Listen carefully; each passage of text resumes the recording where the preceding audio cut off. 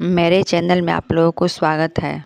पहिला भंवर जब घूमेला यबे बाड़ी बेटी हमार। दूसरा भंवर जब घूमेला यबे बेटी पापा के बाड़ी। तीसरा भंवर जब घूमेला यबे बेटी चाचा के बाड़ी। चौथा भंवर जब घूमेला यबे बहिनी भैया के बाड़ी। पांचवा भंवर जब घूमेला यबे बेटी बाबा के बाड़ी। पांचवा भंवर जब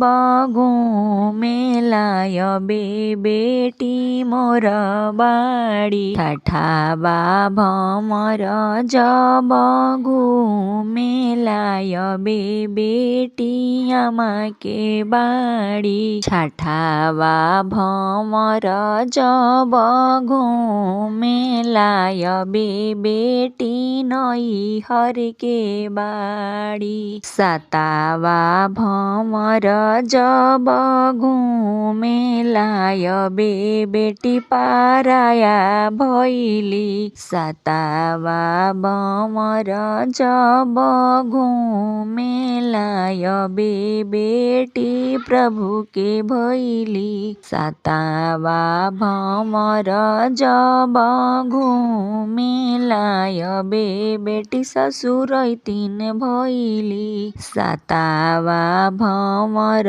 जब घूमेला यबे बेटी पराया भैली। सातवा भंवर जब